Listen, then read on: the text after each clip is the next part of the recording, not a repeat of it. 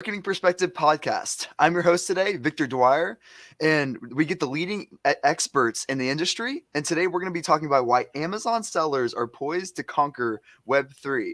And this will be an interesting conversation. I can already tell. Today I have Cari on. She's going to go through a little about who she is, what she does, and then we'll dive right into the conversation. Cari, thank you so much for joining today. Yeah, thanks for having me. I agree. This should be a really exciting conversation. I'm really excited about it. But yeah, about me, I like to say recently that I'm a recovering corporate American. But at my core, I'm an entrepreneur, and so I'm going back to my roots. So yeah, I both in corporate and being an entrepreneur, I've always been in the e-com space and largely focused on Amazon, and it's just always been a really exciting place for me to be. Like even as a kid, like when eBay was taking off, I started dabbling with e-commerce then. So definitely an e-commerce junkie at heart. But yeah, so I've started my own FBA brand actually in college, and that's really where I learned all the Amazon skills. And everyone I'm sure that's listening knows it's on forums and teaching yourself as you go, and it was really fun to me. And then really realized that the corporate world was kind of needing those roles too, and then started going in-house for some brands. Like I said, always pretty much in an Amazon role. And then recently I'm back to doing the entrepreneur thing, and still have that brand that I started over 6 years ago, and That's amazing. Kind of doing some fun stuff there. And then also have a new brand launching in July. I'm really excited about. That's exciting. That's awesome. And you can't be a brand that long on Amazon without constantly innovating and constantly changing, like especially when you're competing with Chinese resellers, and then like always cutting your prices, and then it's like so yes, like when we are e-commerce junkies, e-commerce nerds, like whatever you want to call it. Yeah. We're let's be honest, we're all either nerds or junkies when it comes to e-commerce. So I always say like we're just a bunch of math nerds, because it's like impressions times conversion is your sales, and if you just know how to work those two metrics and data, like we're all just a bunch of math nerds. Yeah, exactly. So like kind of kicking it off, why so when it comes to like the intro of Web3 and why should Amazon sellers be interested in Web3? What is the importance of Web3 coming into the Amazon game? Yeah, it's kind of like I was just saying, like with how Amazon sellers naturally love learning. Let me preface this that I don't claim to be a Web3 expert. Like I don't think anyone really is at this point, because it's like still in its infancy. So let me just preface it with that I don't claim to know everything about Web3. It just excites me. But I think one reason it excites me is it reminds me of the early days of Amazon. Yeah. And so like when you think about people that love selling on Amazon, like the math nerds, like we're talking about, like it's a different kind of breed of people, because like at our core, I think all of us love learning, but I think more importantly, learning by doing, and like troubleshooting, and learning through community, and you're in your forums, and you're in your LinkedIn groups, and it's just a different type of way of working, and type of learning that's like not the traditional way. And when you think about like the early days of Amazon selling, those that were doing that were like just learning, like rolling up their sleeves, like submitting support tickets, not like all the things, like they're now like that's paying dividends now, because like look how Amazon has taken off, and like these people are in such high demand because there is no like straightforward path to learning it. It's just like people that are willing to adopt it and test and learn and get on the forums. And so all of that's to say that's why I think this is a really, really, really exciting time, is because I feel like Web3 is in the same spot as like Amazon before it took off, where it's like the people that are willing to like, sure, be a little more, I guess, a little risky, but like not know everything and still try things, and still like, read the weekly newsletters and get on channels and talk to people about this stuff. It's the same thing. And it's like, I think back to like the early days of Amazon and how I got in the corporate world. It like there's this need for these type of people. And I remember when I first got into corporate, there was like I searched like e-commerce roles, like Amazon, and like there was only like a handful of options, right? Fortunately, I found one. But then like if you look now, they can't even be filled because there's so many. And I just feel like the same thing is going to happen with like this Web3 stuff, with like blockchain developers and NFT curators, or like things that don't exist today. And so that's why this excites me, is because I love my Amazon junkies so much, and I feel like there's like a shared identity of how we learn, how we adapt, how we adopt, and I just feel like it's going to be the same thing with Web3 and the new So for the audience, can you go into like what Web3 really is, so that way they have context about what Web3 really is? Yeah, it's honestly like a new term too. So yeah, I totally get that. Really, it's just the third wave of the internet. So like people like to think the first wave was kind of like, I mean, in the 90s, where it was like almost like a library online. Like it was all static. It's just getting information on an HTML site. Like that was Web 1. But then Web 2 is, which we're obviously in right now, is really that like interaction piece where people could now engage instead of just consume content. They could create content, and it was more of like the internet is now a platform and social media. So that's where we're at today. The issue with not the issue, but the difference between Web3 and where we're about to go is really about like autonomy and ownership of a lot of it being data. So in the Web 2 era, it's great to interact. We love interacting, but then later we realized, we gave up a lot of our data. We had no idea at all these big tech companies, and people are kind of fed up about it. And the big change with Web3 is that that's going to be decentralized, and it's not going to be just the Facebooks and the Googles and all of that owning all this information about you and being able to kind of hoard all that information. It's decentralized. And so I think the underlying piece to know about Web3 that's the most important is just blockchain technology.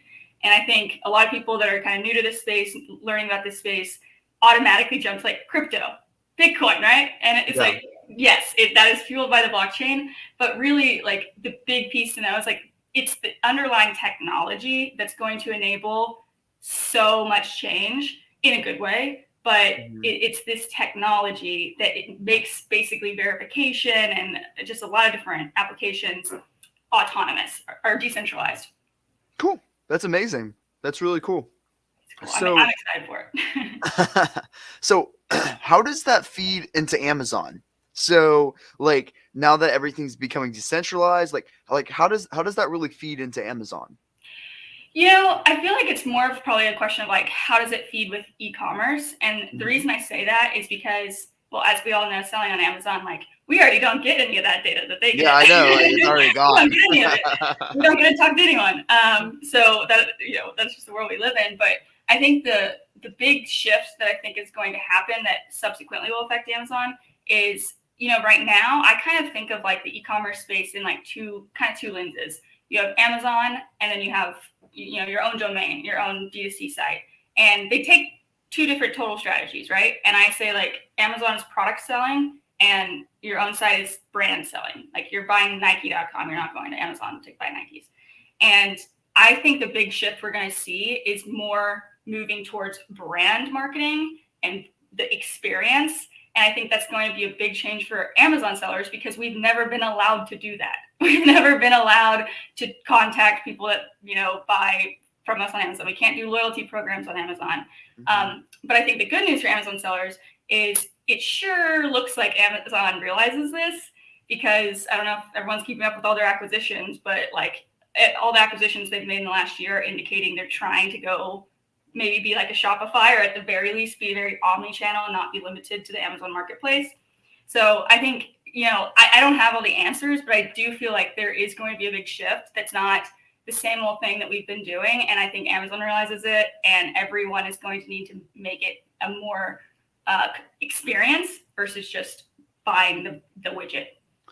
That's an interesting perspective, because I also to counter that, I kind of see it going more to Amazon because of the convenience of everything there. And the customer trusts they know their credit card information is not going to get stolen. It's easy to purchase. They know that the shipping is going to be fast. They know, like, there's a lot of things that they know and they're aware of.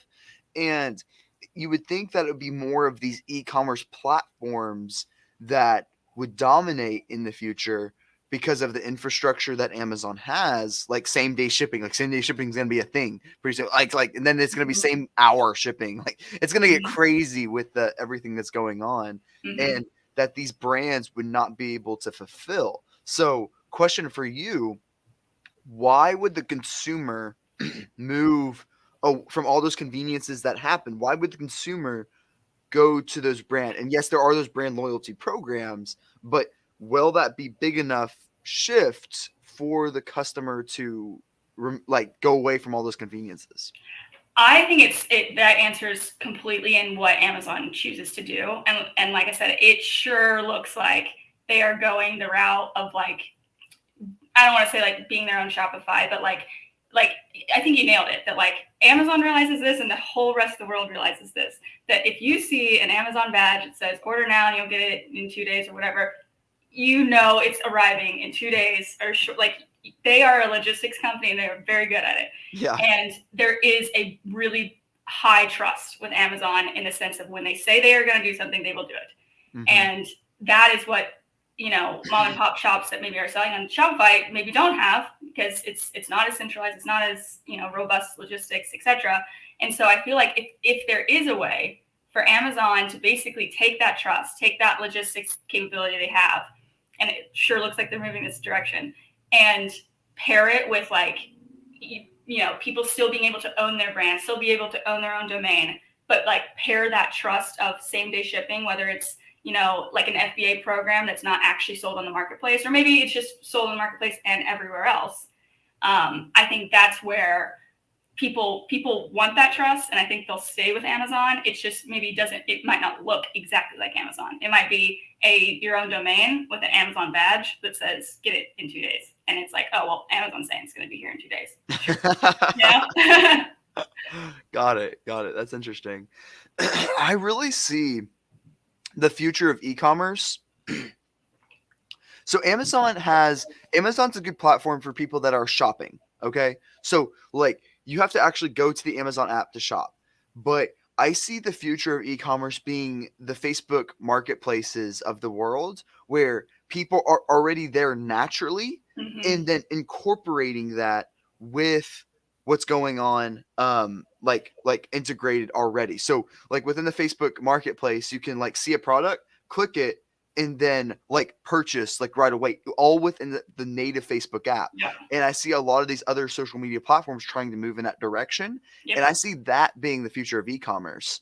When it comes to like, I think that Amazon has a good seat in the game of people that will want to go find things and purchase. Mm-hmm. But when it comes to, rather than doing the whole Facebook ad to Amazon, Facebook ad to your e-commerce site, it's going to remove that friction of everything being within the platform itself.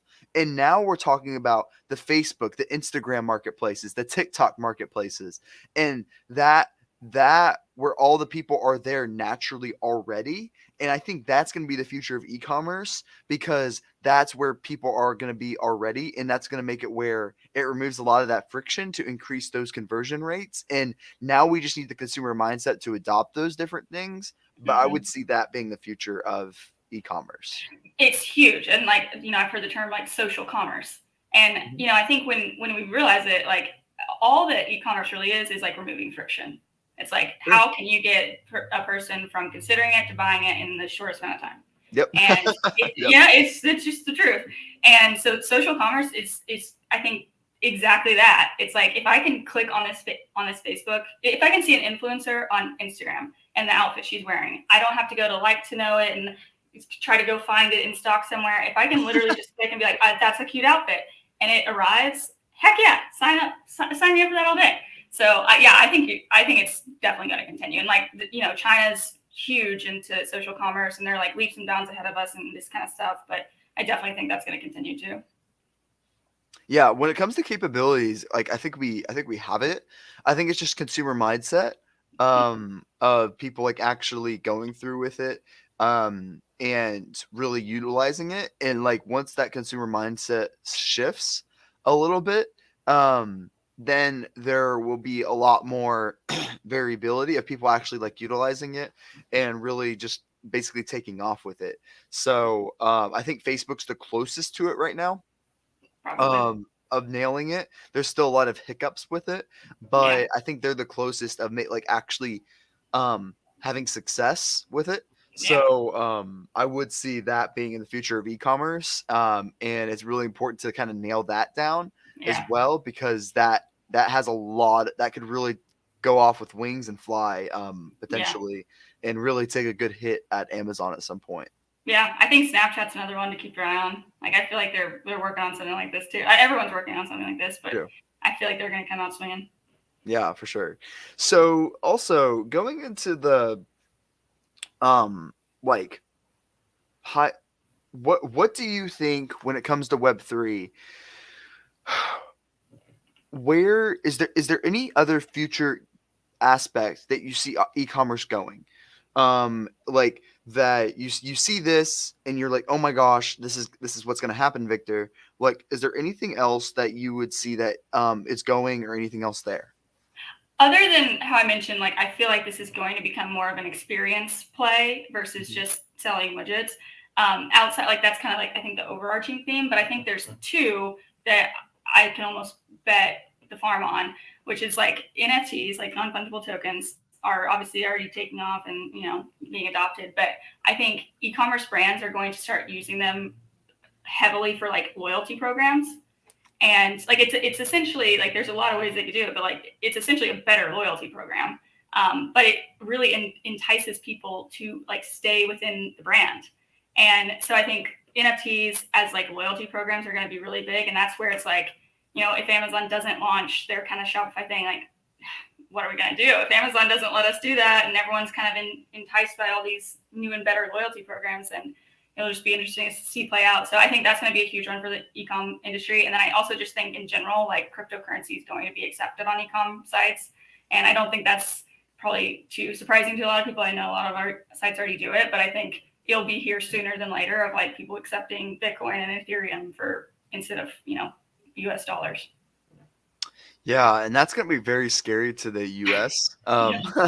The U.S. government. They're Yeah. not going to be happy, because literally the only thing that they're used for is like financial, like money, like Yeah. U.S. currency, Yeah. like regulating the dollar, Yeah. and the military. So Yep. like Yep. those are the only two things we use the government for. Yep. Yep. So they're going to be very restricted on. So what do you think about what happened with China? Like them blocking Bitcoin, and all, Yeah. like basically making it where you can't purchase that. Um, Yeah. why would America is very financially motivated to do that same thing, the American government is. So what stops that from happening? And where do you think that will go exactly? I don't think the U.S. will take a similar approach to China, which is like basically taking all of the piece of crypto out of crypto, which is like decentralization. Yeah. But I think they'll just find ways to do the same old thing with crypto. Like, and in fact, it's ironic because blockchain technology actually, I think one of the biggest adoptions is actually going to be the government, because like at its core, blockchain technology is like a notary. And think how many things you have to go do and get. I had to go get a notary last week. I had to go into a bank and do something recently, and I like it just infuriates me because I'm like, how are we not better than this at this point? Like I'm renewing a passport right now. It's the same thing, and it's like blockchain technology could remove the friction from all of that. Like you could pay your tax, you could log into the website, they would actually know that it's you. Like they could verify all of the information. They could get you can get something notarized. Like all of that is possible with blockchain technology. So I think it's in the best interest of the government, I think. But I also think when it comes to like crypto, you know, there's just gonna, like, I saw this on Coinbase recently where they're making you submit, it's not 1099, but some form where they know how much crypto you have and how much it's worth. And it's like, so they'll just add it to their normal tax stuff, I think, and still tax you for it. That's great. Okay. That's really interesting. Because also, you also have to think about it, like, I think the US would be dumb to not consider this and shut it down immediately, because just think how much value creation that we did not have previously is happening in crypto. Like this is billions and billions and billions of dollars of opportunity that didn't exist prior. And so I feel like it would be a little dumb to be like, no, we don't want that. We don't want those billions. Well, no, like, you have to think about financial motivation too. Yeah. The government is not going to be financially motivated to get their dollar stolen away from them, essentially. Yeah. They're going to want to keep that so that way they control the entire process. Yeah. So it's going to be interesting. There's a reason why I'm not invested Yeah. in the Bitcoin. Yeah. But I'll stay with the US dollar for another 5 or 6 years and I'll see what's happening there. There you go. And then kind of go from there. But yes, there's a reason why I'm not investing in all those things. It's all a level of risk, you know? Yeah, who's the riskiest? I'm in stocks, which is risky by itself, but I'm invested in Facebook, so I mean, like I'm risky enough. That's my risk. But yeah, so I want to get your thoughts on NFTs. Like where do you see the success there, and like why are people excited about NFTs? So I think that is one of those when we're talking about risk and like opportunity, like all the things, like NFTs is very much in its infancy, and there's going to like be a lot play out. A lot of people lose money, a lot of people make money, a lot of fraud. Like this is still very much in its early days. But I think like there's a lot of opportunity with NFTs. Like I mentioned with loyalty programs, you can do it with like groups of people, like you can essentially fund venture capital with NFTs. Like you can do a whole lot with NFTs. It's just, I think right now we're going to need to see this play out for like a little bit longer to see the real value come to light, because there's just so much noise right now of like, oh, it's just a picture of a monkey. Like, it's like, how's that $1 million? And then it's just so new that I think we've got to see it play out. But I think it can be huge for brand. It can be huge for brand building. I think that's probably one of the biggest and better brand building than we've had in the past, and loyalty programs that you don't really understand. So I think that's going to be a huge one, but this is very much like a TBD, but it's still worth like taking this time to learn about it. Like I personally bought an NFT not to make a killing, but just to like know, okay, I have to get Ethereum in this wallet, and then I have to do this to buy it, and then like, this is how people make offers on it now, and just to literally learn it. But I think we are very, very early. You're just curious. Yeah. Well, you just like, I think that's my advice to everyone right now is like I said, I'm not an expert in Web3. Don't claim to be. I think everyone should be taking the time this year to learn it, so that if it comes to fruition next year, you can do it next year instead of learning it next year.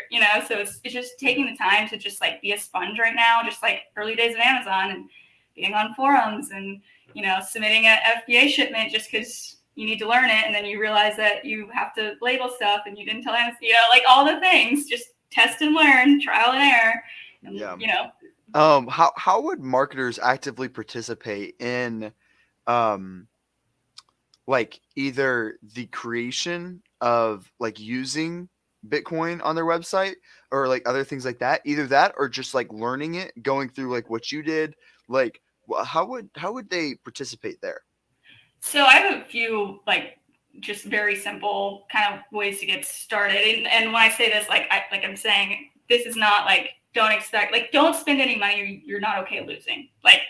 Set aside this money to go essentially play with, just to learn, and do not expect to get it back. Like, don't invest in anything that you don't want to lose. So I'll start there. But I think, setting up like a MetaMask wallet or a Coinbase wallet, like I think that's a whole new idea to a lot of people of like, wait, so my money doesn't exist anywhere around me. It's just in this like wallet that I have to know all these like 12 phrases to enter. Like it's so weird, right? It's so foreign. And so I would say just like start like by setting up like a MetaMask wallet, a Coinbase wallet, buy some crypto. Like obviously the big ones are like Bitcoin, Ethereum. Like doesn't have to be a lot, like a couple $100, although the gas fees also might be a couple $100. But you'll also learn about gas fees in this process. And like, have that in your wallet, and then OpenSea is the biggest one for NFTs right now. Just go browse OpenSea. Like the way I bought my NFT, I don't know if it's right, wrong, or whatever, but I just went to OpenSea, and then they have this thing that's like top growing NFTs in the last 7 days or whatever. And I went way down the list and I found one. I was like, if it made the list, it's probably okay. And I bought it. And I learned like the process of buying it and how you have to like basically sign this thing virtually. And then I learned that it just automatically shows up in your MetaMask wallet, which is kind of interesting. And it's just like you just learn it. So I would say, like, go get some crypto and only get as much that you're okay losing, and go buy an NFT that you also are okay losing the money on, and just learn how it works. Yeah, that's great.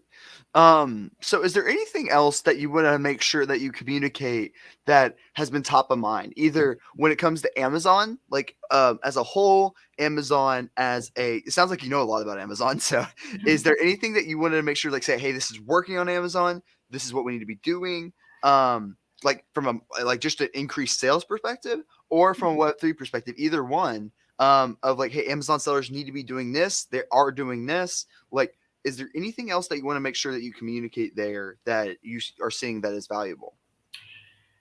I kind of touched on it, but like, I guess what comes to mind is like almost building this like kind of new mindset of like, I think we have all been in data mode and we look at numbers all day and we like literally just, run math equations all day essentially.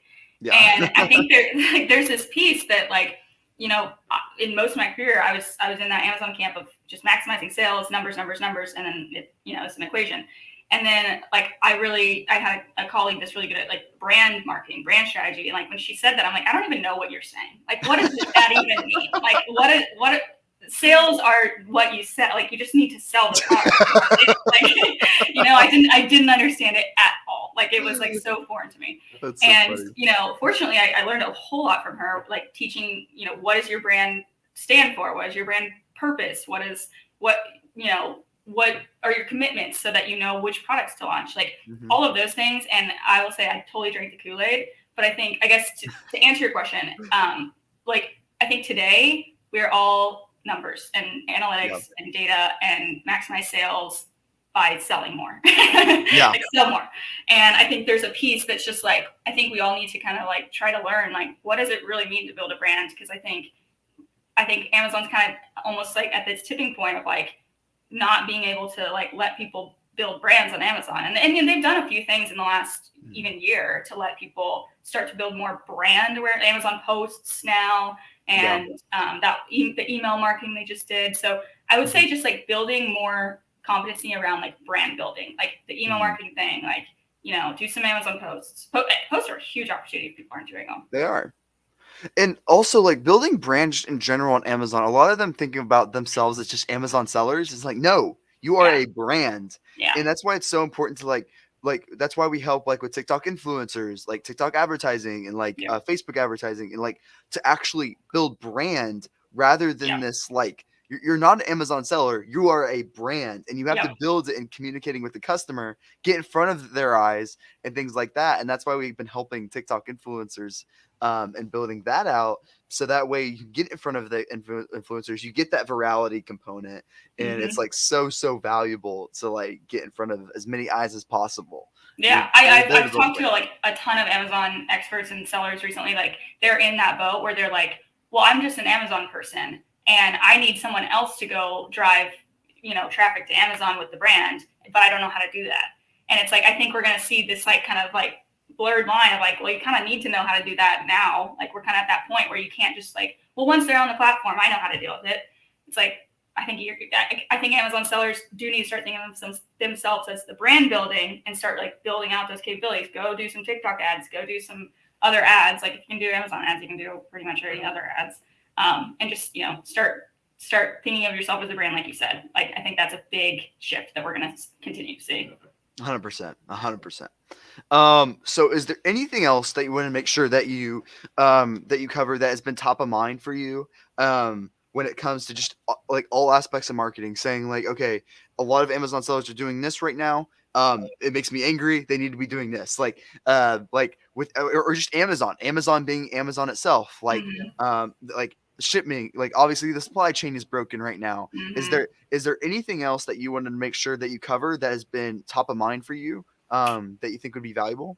One that's like kind of top of mind, and I'm not saying I'm anti-Amazon, but I just we are all anti-Amazon. It's a love-hate relationship we all have. But like one thing that, coming back to being being back to being an entrepreneur again, it's like I'm doing everything again. I'm not just doing, my Amazon piece, whatever. And I've been on my Shopify site a whole lot, and I'm just getting back into like direct.com and like looking at those analytics and Google Analytics and like just getting back into like not just the Amazon platform. So I guess like one thing, because I feel like it's been very eye-opening for me to like be back in a not Amazon platform and like actually have control over it and almost relearn it. And I feel like you're talking about like TikTok, like social, like all of those have analytics too. I think like we were just saying with the brand building, like I think it's going to be important later for sure. But I think right now I would encourage people to like not get off Amazon, but like if you don't have a direct site right now, I would maybe encourage you to start one, even if it redirects to Amazon. Like just have your own domain, like have your own social channels. Like if you don't already have social, like go get social channels. Like, start small, but like I would say start like kind of testing the waters outside of Amazon. Yeah, I totally agree. So, Cari, I know we could go on for this for 17 more hours of all the different aspects of Amazon supply chain and everything else and how they coordinate. Unfortunately, that's all we have time for today. But Cari, please tell them how to find you, how to find maybe one of your brands or anything else, and go from there. Yeah, I really like LinkedIn, so just Cari Anne Cashon on LinkedIn, and then I have a website, cariannecash.com, but honestly, LinkedIn's really great, so would love to talk with anyone there. I love talking to my fellow Amazon and e-com junkies, so definitely don't be a stranger. I've never heard anyone call them Amazon junkies. That's why I love that so much. It. I always call us Amazon nerds, like the Amazon geeks, the Amazon nerds. Yep. That's what I always say. I'm like a balance between math nerd and Amazon junkie. Okay. There's a difference. I didn't know there was a difference. But that's good. Thank you so much for coming on. Thank you everyone for listening. Thank you so much, Cari, for coming on, and we will talk to you guys later. Thank you guys.